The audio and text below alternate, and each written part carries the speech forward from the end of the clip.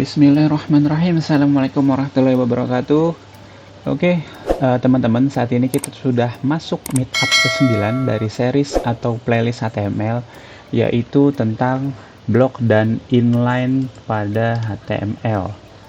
Sebelumnya, kita sudah bahas tentang menambahkan inline style pada halaman web. Nah, jika teman-teman belum tonton videonya, bisa klik di pojok kanan atas atau di description box.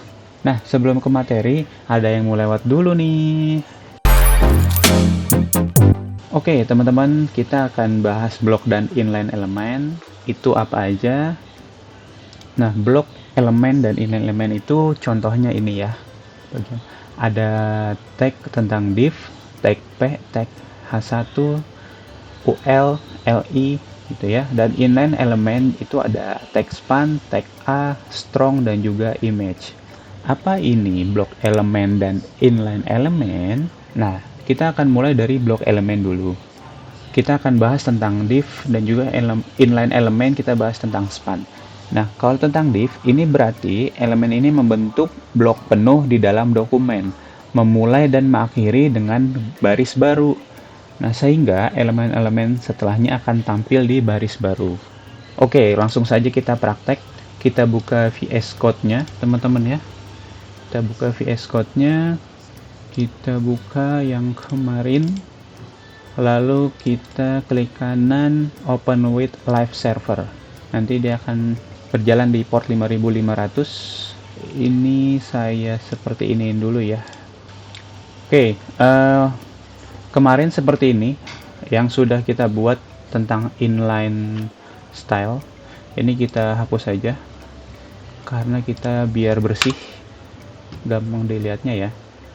Ini tentang misalkan H1 blok dan inline elemen. Kita save, blok ini backgroundnya kita hapus saja.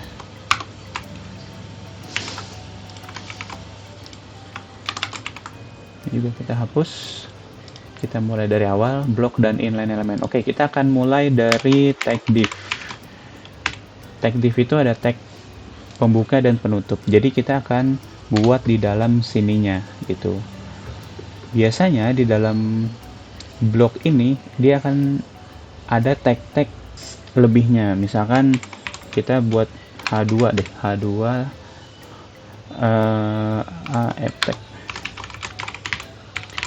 tag ID, tag div ini blok elemen ya, dia akan memulai barisnya di bawah, mulai baris baru yang sudah saya jelaskan tadi.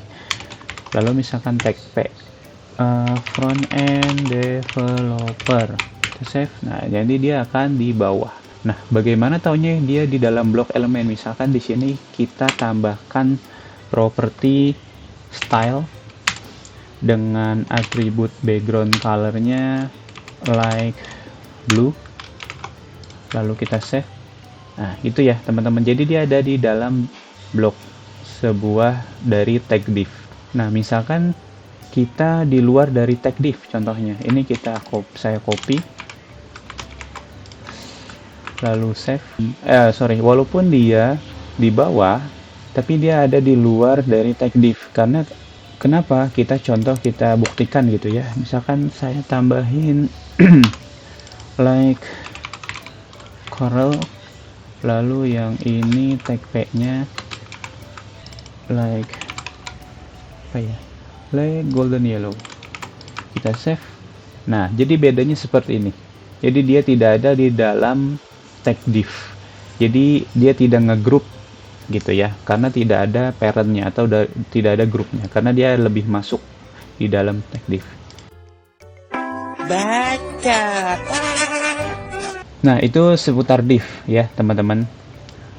Lalu di sini kita buat tentang span, tag span atau inline dari elemen. Sini H1 deh, span. Ini tentang span, lalu kita buat tag span. Nah, tag span ini misalkan kita buat ini deh, home, copy 4, lalu misalkan kita tambahkan about, misalkan kontak, lalu profil. Nah, inline elemen itu adalah dia masih di dalam satu baris. Jadi berarti elemen ini hanya membentuk bagian dari baris, dan elemen-elemen lain dapat berbagi baris yang sama.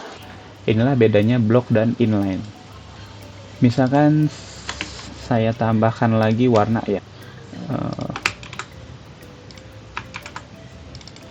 Kita kasih like red, ada nggak ya? Like, salah aja deh, like blue.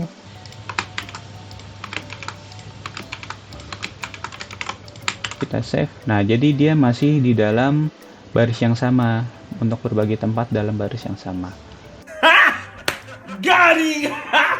Lalu misalkan saya tambahkan atribut lagi padding.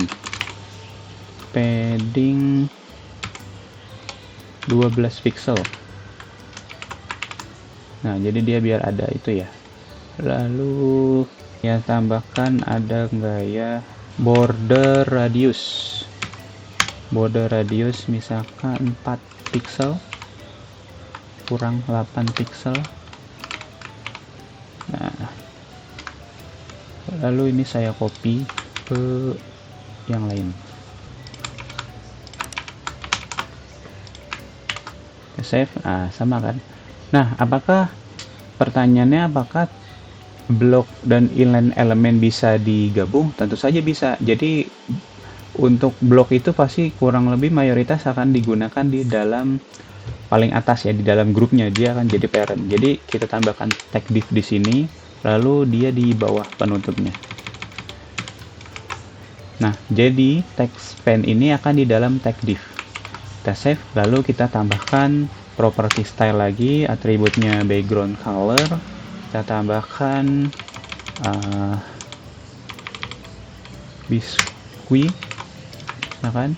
Nah, lalu kita tambahkan atribut lagi padding, misalkan 16 pixel, kurang ya 24. Nah, jadi kita tambahkan margin, bisa tidak ya, margin 0. Oh, dia di body, berarti margin 0 nya kita cut, taruh di sini, style margin 0.